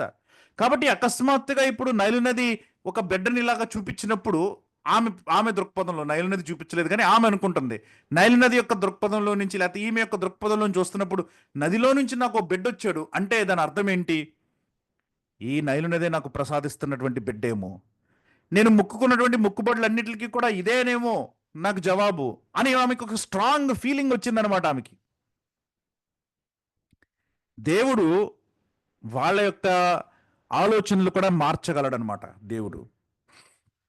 దేవుడు మోషే కరెక్ట్ పొజిషన్లోకి వెళ్ళడం కోసమని దేవుడు యోకేబెదు యొక్క మనసుని కదుపుతున్నాడు. దేవుడు ఈ రాణి యొక్క మనస్సుని కదుపుతా ఉన్నాడు. అక్కడ మిరియాం యొక్క మనస్సును కూడా కదుపుతున్నాడు అనమాట. మరలా మిరియాం లేకపోతే వీళ్ళందరూ ఇంపార్టెంట్ క్యారెక్టర్స్. యోకేబెదు ఎంత ఇంపార్టెంటో మిరియాం కూడా ఈ కాంటెక్స్లో అంతే ఇంపార్టెంట్. మిరియాం లేకపోతే మోషే ఏమై ఉండేవాడో మనకు తెలియదు. మిరియాం కూడా ఈక్వల్లీ ఇంపార్టెంట్ అనమాట. తన చిన్న క్యారెక్టర్ అయినప్పటికీ కూడా, చిన్న పిల్ల అయినప్పటికీ కూడా మిరియాం యొక్క క్యారెక్టర్ ఈజ్ ఈక్వల్లీ ఇంపార్టెంట్. విచిత్రం ఏంటంటే ఈ హట్షేప్సట్ అన్నటువంటి ఈమె చనిపోయినటువంటి ఆ యొక్క ప్రాంతం ఉంటుంది కదా, మార్చురీ ఉంటుంది కదా, ఆమె యొక్క వీళ్ళంతా కూడా గదుల్లో పెట్టుకునేవాళ్ళు కదా తమ యొక్క సవాలని. పెద్ద పెద్ద రాజులైతే పిరమిడ్లు కట్టించుకునేవాళ్ళు, లేకపోతే కొంతమంది గదుల్లో పెట్టుకునేవాళ్ళు. ఆ మార్చురీలో చాలా చోట్ల నైలు నది యొక్క మోటివ్స్ ఉంటాయన్నమాట, బొమ్మలు ఉంటాయన్నమాట. నైలు నది అనేటువంటిది చాలా ఇంపార్టెంట్ ఈమె జీవితంలో, మనకు దాన్ని బట్టి తెలుస్తూ ఉంటుంది. మిగతా రాజుల కంటే ఈమె దగ్గర ఎక్కువ నైలు నది యొక్క బొమ్మలు కనిపిస్తూ ఉంటాయన్నమాట. కాబట్టి వెరీ సిగ్నిఫికెంట్ ఈమె యొక్క జీవితంలో ఈ నైలు నది అన్నటువంటిది. బహుశా ఈ కాంటెక్స్ట్ అందుకనే వాస్తవం అనిపించవచ్చు. ఇంకొక విషయం కూడా ఇక్కడ మనం అర్థం చేసుకోవాలి. అక్కడ ఏం రాస్తున్నాడంటే 5వ వచనం, ఫరో కుమార్తె స్నానము చేయుటకు ఏటికి వచ్చెను, ఆమె పనికత్తెలు ఏటి ఒడ్డున నడుచుచుండగా ఆమె నాచులోని ఆ పెట్టెను చూచి. నాచు అని తర్జుమా చేశాడు, కరెక్ట్ వర్డ్ కాదు అది. నాచు కరెక్ట్ వర్డ్ కాదు, రీడ్ అని ట్రాన్స్లేట్ చేయాలన్నమాట. అంటే పొడుగ్గా ఉండేటువంటి గడ్డి అనమాట ఇది. ఒక రకంగా రీడ్స్ అని అంటే కొంచెం పొడుగ్గా ఉండేటువంటిది, గడ్డి లాంటిది అనమాట. నైలు నది ఒడ్డులో చాలా తెగ పెరుగుతూ ఉంటుంది ఇది. నాచు అని కూడా ఒక రకంగా అనొచ్చు, ఎందుకంటే అది పిచ్చి మొక్క, దాన్ని ఎవడు పెంచుకోడు దాన్ని. అది సాధారణంగా ఒడ్డులో పెరుగుతూ ఉంటుంది అనమాట. మరలా ఎక్కువ ఫ్లో ఉన్న చోట తట్టుకోలేదు, అది ఉండలేదు. కాబట్టి చాలా కామ్గా ఒడ్డు ఉన్నటువంటి ప్రాంతంలోనే పెరుగుతూ ఉంటుంది ఇది. ఆ ప్రాంతంలో ఇది ఉన్న ప్రాంతంలో ఏది ఎక్కువగా ప్రవాహం ఉండదన్నమాట, ప్రవాహ వేగం ఉండదన్నమాట బేసికల్లీ. పైగా ఒక చిన్న బిడ్డను వదిలేసింది. బహుశా చాలా మంది అంచనాల ప్రకారం మిరియాము 6, 7, 8 ఏళ్ల వయసు ఈ టైంకి, 10 ఏళ్ల కన్నా చిన్న బిడ్డ. కాబట్టి ఎక్కడో వదిలేస్తే మిరియాము ఎక్కడికో వెళ్ళిపోయిన స్టోరీ కాదు, ఆ దగ్గరలోనే ఎక్కడ ఉండాలి మిరియాము బిడ్డని చూసుకుంటా ఉంది అని అంటే. కాబట్టి యోకేబెదు నిజానికి చెప్పాలంటే ఈ యువరాణి గారి యొక్క కదలికలు తెలుసుకున్నదే, పలానా రోజున యువరాణి ఖచ్చితంగా ఇక్కడికి వస్తుంది అన్న ఆలోచన కలిగినదే. ఈమె ఆ యువరాణి కంట పడేటట్టే దగ్గరగా పెట్టిందని కూడా అనుకునే వాళ్ళు చాలా మంది ఉన్నారు. వాస్తవం అయి ఉండొచ్చు కూడా, వెరీ స్ట్రాంగ్ రీజన్స్ ఉన్నాయి దానికి. ఎందుకంటే ఈ హట్షెప్సట్ అనేటువంటి ఆమె ముందు నుంచి యూదులంటే ఇష్టపడేటువంటి ఆమె, ఇశ్రాయేలీలు అంటే కొంచెం ప్రీతి కలిగినటువంటి, ప్రేమ కలిగినటువంటి ఆమె. అందుకనే హెబ్రీ కుమారుడు అని తెలిసినా సరే వెంటనే చేదరించుకోలేదు, వద్దని అనుకోలేదు. మోషేని ప్రేమ కలిగింది ఆమె, అందరినీ కూడా స్వీకరిస్తూ ఉండేదన్నమాట. ఆమె క్యారెక్టర్ అలాంటిది, అది ప్రజలందరికీ కూడా తెలుసు. కాబట్టి బహుశా ఈమె అనుకుందేమో, దేవుడు ఆమెకి ఆ ఇంటెన్షన్ పెట్టించాడేమో మనసులో, ఈమె దగ్గరికి కనుక వెళ్ళాడంటే మోషే కొంచెం సేఫ్గా ఉంటాడేమో. ఆమె పెంచేసుకుంటుందని ఊహించుండకపోవచ్చు యోకేబెదు, రాణి పెంచుతుందని ఊహించుండకపోవచ్చు, కానీ ఏ దాసికో ఎవరికో ఇచ్చి జాగ్రత్తగా చూసుకో వీడిని అని నచ్చ చెప్తుందేమో అని అనుకుని ఉండొచ్చు, లేకపోతే ఇంకేమైనా అనుకుని ఉండొచ్చు, మనకు తెలియదు ఏమని అనుకుందో కానీ. కానీ ఈమెకి ఆ ఆలోచన వచ్చింది అని అనుకోవడంలో తప్పేం లేదు. అంటే యోకేబెదే ఇలాగ ప్లాన్ చేసి జాగ్రత్తగా పెట్టింది. ఎందుకంటే మిరియాము ఫాలో అవుతూ ఉంది కాబట్టి ఒడ్డు మీదే ఉన్నాడు అనమాట. బిడ్డ ఎక్కడికో వెళ్ళిపోలేదు, ప్రవాహంలో కొట్టుకొని వెళ్ళిపోలేదు, లేకపోతే మిరియాముకి కంటపడి ఉండేవాడు కాదు. పైగా ఇది ఆ నాచు ఉన్నటువంటి ప్రదేశంలో, రీడ్స్ ఉన్నటువంటి ప్రదేశంలో పెట్టింది కాబట్టి అక్కడ ప్రవాహ వేగమే ఉండదు. అదే ప్రదేశంలో ఈమె చూసింది కాబట్టి బహుశా అక్కడే దగ్గరలోనే పెట్టుంటది. దీనిని బట్టి యోకేబెద్ యొక్క ప్లాన్ ఇది అని మనం ఒక రకంగా అర్థం చేసుకోవచ్చు అన్నమాట. సరే, ఇప్పుడు తీసుకున్న వెంటనే 6వ వచనం చూస్తే, ఆ పిల్లవాడిని చూచినప్పుడు ఆ పిల్లవాడు ఏడ్చుచుండగా చూచి వాని యందు కనికరించి, వీడు హెబ్రీల పిల్లలలో ఒకడు అని. బహుశా సున్నతి చేస్తుంటారు కాబట్టి వెంటనే హెబ్రీల పిల్లలలో ఒకడు అని గుర్తుపట్టేసింది. ఐగుప్తీలలో కూడా సున్నతి అనేటువంటి ప్రాక్టీస్ ఉంది, కానీ ఐగుప్తీలు సాధారణంగా యవ్వన వయసులోకి వచ్చిన తర్వాత పిల్లలకి సున్నతి చేయిస్తారనమాట. అదే ఇశ్రాయేలీలు అయితే 8వ రోజున సున్నతి చేస్తారు కదా. దేవుడు అబ్రహాంకి ఆజ్ఞించిన ప్రకారము ప్రతి ఒక్కళ్ళు కూడా 8వ రోజునే సున్నతి చేయించబడాలి. కాబట్టి ఆజ్ఞను బహుశా పాటించుంటారు. కాబట్టి బిడ్డను చూసిన వెంటనే గుర్తుపట్టి ఉండొచ్చు. అది కాకపోతే ఆ జమ్ము పెట్టే బహుశా ఇశ్రాయేలీలు వాడేది కాదేమో, ఎక్కువగా ఐగుప్తీలు వాడేది కాదేమో, ఇశ్రాయేలీలు వాడేదేమో. ఆ గుడ్డలు, ఆ చుట్టేటువంటి ఆ గుడ్డలు అవన్నీ ఇశ్రాయేలీల యొక్క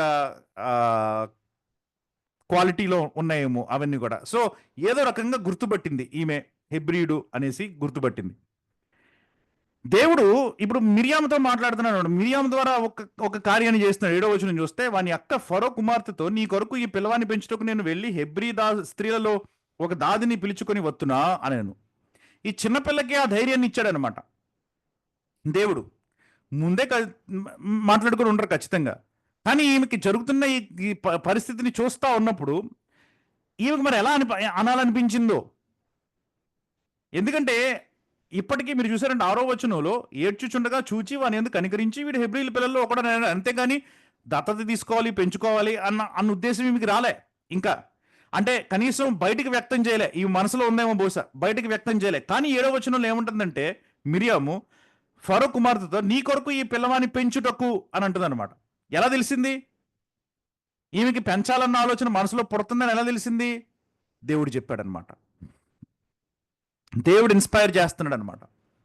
మోషేని కరెక్ట్ పొజిషన్కి తీసుకుని వెళ్ళడం కోసం దేవుడు రచిస్తున్నటువంటి ఒక కథ అనమాట ఇదంతా కూడా. మీరు 2వ అధ్యాయాన్ని చదువుతూ ఉంటే, it's God moving the pieces to put Moses in his place. కాబట్టి మిరియాముకి ఆలోచన ఇచ్చాడనమాట. ముఖంలో కనిపిస్తుంది, ప్రేమ కనిపించుండొచ్చు, జాలి కనిపించుండొచ్చు, కానీ అంత మాత్రాన పెంచేసుకుంటుందా? రిస్క్ తీసుకుందనమాట వెళ్ళి అడగడం. పిల్లవాడిని పెంచుటకు నేను వెళ్ళి హెబ్రీ స్త్రీలలో ఒక దాదిని పిలుచుకొని వస్తున్నా. ఎన్ని మాటలు అందో చూడండి అక్కడ. అసలు హెబ్రీరాలే ఐగుప్తీరాల దగ్గరికి వచ్చి, అది కూడా రాజకుమార్తె దగ్గరికి వచ్చి మాట్లాడాలంటే కొంచెం కష్టం, కానీ వచ్చింది. ఈ పిల్లవాడిని పెంచుటకు అన్నటువంటి మాట మాట్లాడేసింది బయటికి. ఈమె మనసులో ఉన్నది ఇంకా బయటికి చెప్పలేదు, కానీ ఈమె బయటికి చెప్తుంది పిల్లవాడిని పెంచుటకు అని. చుట్టుపక్కల ఉన్న ఐగుప్తు స్త్రీలు ఏమనుకుంటారు? పైగా రాజాజ్ఞ ఉన్నప్పుడు చాలా రిస్క్ తీసుకుంది. అందుకనే మళ్ళీ అంటుంది హెబ్రీ స్త్రీలలో ఒక దాదిని పిలుచుకొని రావాలా అని అడుగుతుంది అనమాట. హెబ్రీ స్త్రీలలో అని స్పెసిఫై చేస్తుంది. అంటే ఐగుప్తులో ఎవరు లేరా అని కూడా అడగచ్చు. నయమాన్ అన్నాడు కదా, ఐగుప్తులో ఏంటిది మా దగ్గర ఇలాంటి యోర్దాను లాంటి నదులు లేవా అని అన్నాడు కదా. అలాగా ఈమె కూడా అనొచ్చు, ఐగుప్తులో నాకు దాదులు దొరకరు అనుకుంటున్నావా నాకు అని ఈమె కూడా అనొచ్చు. ఈమె రాజకుమార్తె, ఎవరైనా క్షణాలు దొరకగలుగుతారు. కానీ దేవుడు మిరియాముని అలా గైడ్ చేశాడు. ఆమె ఈ మాటలు అంది. వెంటనే ఫరో కుమార్తె ఎస్ అని చెప్పేసింది. 8వ వచనం చూస్తే, అందుకు ఫరో కుమార్తె వెళ్ళు అని చెప్పగా చిన్నది వెళ్ళి ఆ బిడ్డ తల్లిని పిలుచుకుని వచ్చాను. ఎలా సెట్ చేశాడో చూడండి దేవుడు. కాబట్టి మహా అయితే మోషే ఒక పావు గంట, ఒక అరగంట, ఒక గంట మహా అయితే ఆ జమ్ము పెట్టెలో నైలు నది మీద ఉన్నాడు అనమాట, అంతే. మరలా తల్లి దగ్గరికి వెళ్ళిపోయాడు. ఎందుకంటే చాలా మంది అనుకునేటట్టు మోషే తన ప్రారంభ దినాలు ఐగుప్తు కోటలో పెరగలే. 9వ వచనం మీరు చూస్తే, ఫరో కుమార్తె ఆమెతో, ఈ బిడ్డను తీసుకొని పోయి నా కొరకు వానికి పాలిచ్చి పెంచుము, నేను నీకు జీతం ఇచ్చేదని చెప్పగా, ఆ స్త్రీ ఆ బిడ్డను తీసుకుని పోయి పాలిచ్చి పెంచెను. ఆ బిడ్డ పెద్దవాడైన తర్వాత ఆమె ఫరో కుమార్తె యొద్దకు అతన్ని తీసుకుని వచ్చెను. పెద్దవాడైన తర్వాత అంటే ఇక్కడ పాలు త్రాగడం మానేసిన తర్వాత, బహుశా 2వ ఏటో 3వ ఏటో ఎప్పుడో మొత్తానికి వాడు పాలు తాగడం మానేసిన తర్వాత వాడిని అప్పుడు తీసుకుని వచ్చింది అనమాట. అంటే ప్రారంభ 2 సంవత్సరాలు లేదా 3 సంవత్సరాలు వాడు తల్లింటిలోనే పెరిగాడు అనమాట. వాడు మోషే, ఆ బిడ్డ తల్లింటిలోనే పెరిగాడు అనమాట. ఇశ్రాయేలీయుల యొక్క పెంపకమే ఉందన్నమాట. ప్రారంభ దినాలన్నీ కూడా ఇశ్రాయేలీయుల యొక్క పెంపకంలోనే పెరిగాడు అనమాట. హెబ్రీల యొక్క పెంపకంలోనే పెరిగాడు అనమాట. అందుకని Moshe he was a Jew, raised up as a Jew, raised up as an Egyptian. ఎందుకంటే మనకు బాగా తెలిసినటువంటి అపోస్తుల కార్యాలు 7వ అధ్యాయం 21వ వచనంలో అక్కడ ఇంకొక మాట అంటాడు కదా. 7వ అధ్యాయం 21వ వచనం కనుక చదువుతా ఉంటే, అపోస్తుల కార్యాలు 7వ అధ్యాయం 21వ వచనం, 22వ వచనం సారీ, మోషే ఐగుప్తీయుల సకల విద్యలను అభ్యసించి మాటల యందును కార్యములందును ప్రవీణుడై ఉండెను అని అంటున్నాడు అనమాట. సకల విద్యలను అభ్యసించాడంట. ఒకటి, తన సొంత తల్లిదండ్రుల యొక్క పెంపకంలో పెరిగాడు మొదటి 2 సంవత్సరాలు లేక 3 సంవత్సరాలు. ఆ తర్వాత ఐగుప్తు కోటలోనికి వెళ్ళిన తర్వాత ఐగుప్తు యొక్క సకల విద్యల్లో కూడా అతను నేర్పరయ్యాడంట. మొత్తం అన్ని విద్యలను కూడా అభ్యసించాడంట. వాళ్ళు ఏమేమి నేర్పించాలని వాళ్ళకి ఉందో అవన్నీ కూడా నేర్చుకున్నాడు. అంత జ్ఞానాన్ని సంపాదించాడనమాట. కాబట్టి మోషే గురించి కనుక మీరు ఆలోచిస్తే, అతడు దివ్య సుందరుడు అని వాక్యం చెప్తా ఉంది. ఆ తర్వాత అతడు సకల విద్యలను అభ్యసించాడని వాక్యం చెప్తా ఉంది. ఆ తర్వాత హెబ్రీ పంపకంలో పెరిగాడు అని వాక్యం చెప్తా ఉంది. తర్వాత 22వ వచనంలోనే 7వ అధ్యాయం 22 అపోస్తుల కార్యాల్లో అంటున్నాడు, మాటల యందు కార్యముల యందు కూడా ప్రవీణుడై ఉన్నాడు అని అంటున్నాడు. అంటే బలమైన వాడు, బాగా చురుకైన వాడు, తెలివైన వాడు, అన్నీ ఉన్నాయన్నమాట. ఒక రకంగా చెప్పాలంటే he is the complete man, perfect అనమాట. అన్ని రకాలుగా కూడా చూస్తూ ఉంటే అలాంటి పర్ఫెక్ట్ మనిషి మోషే నిజానికి చెప్పాలంటే ఇశ్రాయేలీయుల యొక్క నాయకత్వం చేయడం కోసమని ఒక రకంగా చెప్పాలంటే పర్ఫెక్ట్ అనమాట. ఆ టైంలో దేవుడు ఎంపిక చేసుకోవడానికి అంత జ్ఞాని, అంత అందం, అంత మాటల ప్రవీణత, చాలా స్పష్టంగా అంటున్నాడు. విశేషం ఏంటంటే ఒక 40 సంవత్సరాలు అయిన తర్వాత వాటన్నిటిని తీసి పడేసిన తర్వాత అప్పుడు దేవుడు రమ్మన్నాడు అనమాట. ఇంకో 40 సంవత్సరాలు అయిన తర్వాత ఆ ఎండకి కమిలిపోయి ముఖం అంతా ఎర్రగా నల్లగా తయారైపోయి ఉంటుంది, మాడిపోయి తెల్ల గెడ్డం వచ్చేసింది, పిచ్చి జుట్టు వచ్చేసింది, ఉందో లేదో కూడా తెలియదు మనకి జుట్టు. ముసలోడు అయిపోయాడు, 80 ఏళ్ళు వచ్చేసాయి, ముసలోడు అయిపోయాడు. బలం కొంచెం పోయింది. ఇదివరకు యవనంలో ఉన్నటువంటి బలం లేదు ఇప్పుడు. మనుషులతో మాట్లాడక గొర్రెలతోటే మాట్లాడుకుంటూ మాట తప్పేసింది. ఆ ప్రావీణ్యత లేదు, ఇంకా నోటి మాంద్యం వచ్చేసింది. అంత చురుకుగా ఆలోచించేటువంటి మనస్సు లేదు, తగ్గిపోయింది. 40 సంవత్సరాలు పని చేయలేదు బుర్ర. కేవలం గొర్రెల్ని కాయడమే కదా, ఇంకెంతవరకు బుర్ర పని చేస్తుంది? ఏమీ చదువుకోలేదు, ఏమీ నేర్చుకోలేదు. 40 సంవత్సరాలు బుర్ర మందగించేసింది, తెలివి తక్కువ అయిపోయాడు. అన్నీ ఏదైతే పాజిటివ్గా మనకి మోషే గురించి మనం ఆలోచిస్తున్నామో, అందం పోయింది, జ్ఞానం పోయింది, బలం పోయింది, మాటల్లో ప్రావీణ్యత పోయింది, అంతా పోయింది. అప్పుడు దేవుడు అతన్ని నాయకుడి కింద ఎన్నుకున్నాడు అనమాట. అవన్నీ ఉన్నప్పుడు ఎన్నుకోలే, అవన్నీ పోయిన తర్వాత ఎన్నుకున్నాడు అనమాట. అది దేవునిలో మానవునిలో ఉన్నటువంటి తేడా. అందుకనే కదా సమూయేలు ప్రతి ఒక్కరిని చూస్తున్నాడు, ఈ భుజాల కంటే ఎత్తున్నాడు రైడు, అబ్బాయి బలం ఉన్నాడు, ఇడు ఎంత అందంగా ఉన్నాడో చూడు అనేసి ఒక్కొక్కడిని చూస్తా ఉన్నప్పుడు యెష్షయి కుమారులలో మొదటోడు వచ్చినాడు, అబ్బా సూపర్ ఉన్నాడు. రెండోడు వచ్చాడు, అబ్బా బలే ఉన్నాడు. దేవుడు ఈడు కాదు అని చెప్తా ఉన్నాడు. ఈ దావీదు కుర్రోడు చెంగుమని గెంతుకుంటూ వస్తున్నాడు అనమాట. ఆడిని చూసిన తర్వాత దేవుడు ఈడే అని అన్నాడు అనమాట. సమూయేలే షాక్ అయిపోయి ఉంటాడు. అక్కడ అంటాడు కదా దేవుడు, నువ్వు పై వేషాన్ని చూస్తున్నావు, పై రూపాన్ని చూస్తున్నావు. దేవుడు అలాంటుడు కాదు, లోపల హృదయాన్ని చూసేవాడు. ఎందుకు మరి ఆ టైంలో దేవుడు ఎంపిక చేసుకోలేదు? ఎందుకు దేవుడు మోషేని ఎంపిక చేసుకోలేదు అంటే, మోషే అనుకున్నాడు తన బలాన్ని చొప్పున, తన యొక్క ఆలోచన చొప్పున ఇశ్రాయేల్ని కాపాడదాం అనుకున్నాడు. అదే 7వ అధ్యాయం కనుక మనం చదువుతా ఉన్నప్పుడు అక్కడ మనకి కనిపిస్తూ ఉంటుంది.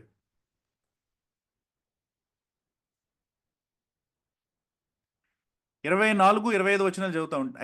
25వ వచనం చదువుదాం. లేకపోతే 7వ అధ్యాయం 25వ వచనం, అపోస్తల కార్యాలు. తన ద్వారా తన సహోదరులకు దేవుడు రక్షణ దయచేయుచున్న సంగతి వారు గ్రహింతురని అతడు తలించెను గాని వారు గ్రహింపరైరి. అంటే 7వ అధ్యాయం 25వ వచనంలో మోషే ఇంకా మిద్యానికి పారిపోక మునిపే ఇతను అనుకుంటున్నాడు అనమాట. ఏంటంటే దేవుడు నా ద్వారా ఇశ్రాయేలీకి రక్షణ కలుగు చేస్తున్నాడు అనేటువంటి విషయం నా సహోదరులు గమనిస్తారేమో అని అనుకుంటున్నాడు. కానీ దేవుడు యొక్క టైం కాదు అది. ఇంకా ఆ మూమెంట్లో కాదు. మోషేకి ఉన్నటువంటి ఆ ప్రావీణ్యతతో చేయకూడదు. ఆ ప్రావీణ్యతతో చేస్తే మోషేకి ఘనత, దేవుడికి ఘనత రాకపోవచ్చు. అదంతా పోయిన తర్వాత దేవుడు చేయిస్తాడనమాట. కాబట్టి మోషే ఇక్కడ అనుకుంటున్నాడు, నేనే నాయకుడిని ఇశ్రాయేలీలకి అని అనుకుంటున్నాడు. 25వ వచనం దగ్గరికి వచ్చేసరికి అందుకనే అసలు బయటకు వచ్చాడు. అందుకే 23వ వచనం కూడా మనకు స్పష్టంగా కనిపిస్తుంది. అతనికి 40 ఏండ్లు నిండి వచ్చినప్పుడు ఇశ్రాయేలీలను తన సహోదరులను చూడవలెనన్న బుద్ధి పుట్టెను అని అంటున్నాడు అనమాట. బుద్ధి పుట్టిందనమాట, చూడాలని ఆలోచన వచ్చిందనమాట. తనకే వచ్చింది ఆలోచన, నా సహోదరుల్ని నేను చూస్తాను అని చెప్పి అనుకున్నాడు. హెబ్రీయులకు రాసిన పత్రికలోకి వెళ్ళినప్పుడు మనం 11వ అధ్యాయం మనం చదువుతున్నప్పుడు 24వ వచనంలో అంటాడు కదా, మోషే పెద్దవాడైనప్పుడు విశ్వాసమును బట్టి ఐగుప్తు ధనము కంటే క్రీస్తు విషయమైన నింద గొప్ప భాగ్యమని ఎంచుకుని అల్పకాలము పాపభోగం అనుభవించట కంటే దేవుని ప్రజలతో శ్రమ అనుభవించడం మేలని యోచించి ఫరో కుమార్తెకు కుమారుడిని అనిపించుకుంటూ ఒప్పుకొనలేదు అని అంటున్నాడు అనమాట. అంటే 40 ఏండ్ల వయసులోకి వచ్చినప్పుడు దేవుడు మరలా ఇంకో ప్రేరేపణ ఇచ్చాడనమాట మోషేకి. బయటికి రా, నీ సహోదరుల్ని చూడు అని చెప్పి. వచ్చాడు, బయటకు వచ్చాడు, చూశాడు, పరిస్థితులు చూశాడు. అబ్బే లాభం లేదు, నేను టీవీగా దర్జాగా నేను కోటలో నేను బాగా బ్రతికేస్తున్నాను, నా సహోదరులు ఇక్కడ అలమటిస్తున్నారు, వాళ్ళ పరిస్థితి బాగాలేదు, వాళ్ళు చాకరీ చేస్తున్నారు, దేవుడు నా ద్వారా వాళ్ళని రక్షిస్తాడు, వాళ్ళు కనుక ఆ విషయాన్ని గమనించారంటే నేను వాళ్ళని రక్షించేస్తాను అని ఆవేశంతో ఉన్నాడు అనమాట. టైం కాదు అది. అందుకనే దేవుడు పరిస్థితులు తారుమారు అయ్యేటట్టు చేశాడనమాట. టైం కాదు కాబట్టి. దేవుని యొక్క టైం ఎంపిక ఉంది, మోషేనే ఎంపిక చేసుకున్నాడు, సమయం కాదు అది. కాబట్టి కొన్నిసార్లు if we're chosen it doesn't mean it is the right time. కొన్నిసార్లు మన జీవితంలో కూడా పరిస్థితులు అన్నీ అనుకూలించవు. కొన్నిసార్లు చేయాలని అన్న పనే, దేవుడు పిలిచిన పనే, దేవుడు మనకి ఇచ్చినటువంటి ఆజ్ఞే, దేవుడు ఇచ్చినటువంటి పిలుపే, కానీ పరిస్థితులు సానుకూలంగా ఉన్నాయి, అనుకూలించట్లేదు, వ్యతిరేకంగా ఉన్నాయి. ఏంటి అని ఆలోచిస్తూ ఉంటాం. టైం కాదు. ప్రతిదానికి ఒక టైం ఉంది. ఆ టైం ప్రకారమే ప్రతిదీ కూడా చేయాలి. ఎన్నో సంవత్సరాల క్రితం అభిషేకించేశాడు దేవుడు దావీదుని. ఆ క్షణం నుంచి రాజు అవ్వలేదు దావీదు. కొన్ని సంవత్సరాలు పారిపోవాల్సి వచ్చింది సౌలు చేతిలో. టైం ఉంది ప్రతిదానికి. ఆ టైం వచ్చినప్పుడు దేవుడే దానిని అద్భుతంగా చేస్తాడనమాట. ఆఖరి మాట ఒకటి చూసుకుని ఈరోజు సెషన్ని మనం ముగించేసుకుందాం. ఈ మోషే అన్నటువంటి ఈ పేరే భలే ఇంట్రెస్టింగ్ పేరు.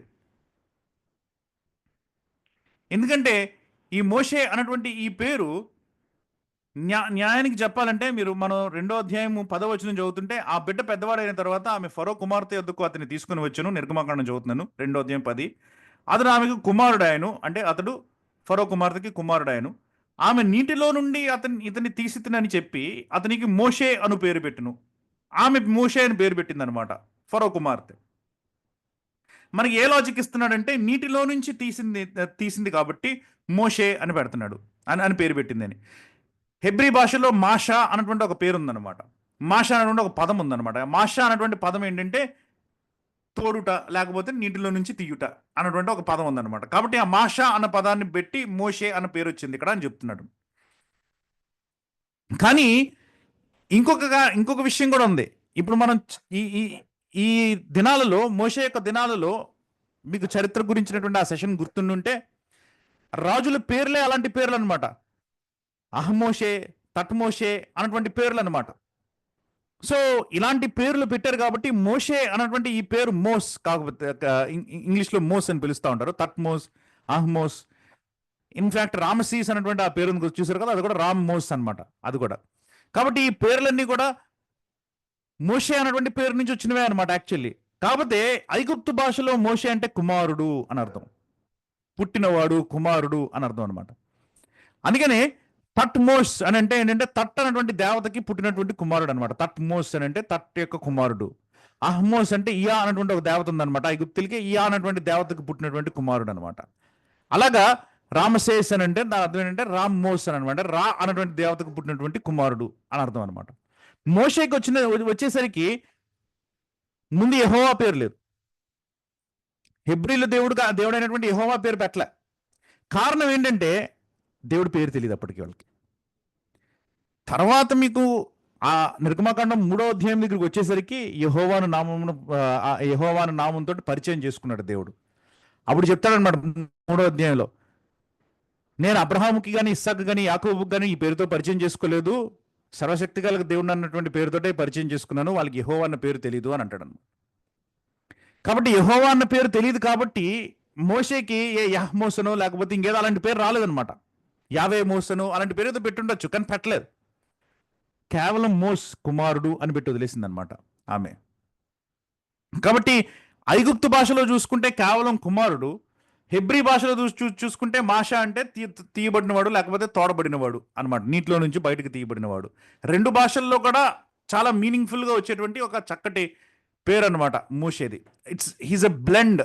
అందుకనే ఇటు ఐగుప్తీయుడు, ఇటు హెబ్రీయుడు, ఇటు రాజు, ఇటు దాసుడు, రెండు కూడా ఆయన ఒకే టైంలో అనమాట.